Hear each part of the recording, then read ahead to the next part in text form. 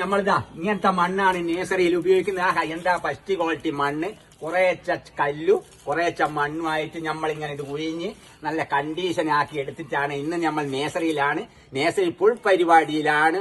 തലവേദനയൊന്നും വകവെക്കാതെ ഫുൾ കൃഷിപ്പരിപാടിയിലാണ്. എല്ലാ കൃഷികളും ചെയ്യുന്നുണ്ട്. ഇപ്പം മീത്തല കണ്ടത്തിന് കീഞ്ഞി വന്നിട്ടാളും ഇപ്പം കൃഷിപ്പണിയിലാണ്. ഇപ്പം കുറ്റിപ്പച്ചമുളക് പാക്കറ്റിലാക്കി എല്ലാ കർഷകർക്കും കൊടുക്കുന്നതാണ്. ഇതാ കണ്ടങ്ങള് അത് കണ്ടോ. അപ്പൊ എല്ലാം ഇതാ ഇത് പാക്കറ്റിൽ വേറെ ഈ പാകിയ ശേഷം ഈ ഇങ്ങനത്തെ ഒരു പാക്കറ്റിലേക്ക് ആക്കി ഈ പാക്കറ്റിൽ നിന്ന് ഈ പാക്കറ്റിലാക്കി ഈ ശേഷം ആട്ടും ജൈവളമൊക്കെ ഇട്ടതിന് ശേഷം നമ്മൾ കുറച്ച് ഇങ്ങനത്തെ മണ്ണ് ഉപയോഗിച്ച് ഇങ്ങനെ ഇട്ടിട്ട് നല്ല ടൈറ്റ് ആക്കി നിപ്പിച്ചിട്ട് ഇങ്ങനെ ആക്കിയിട്ട് ആടാകാം.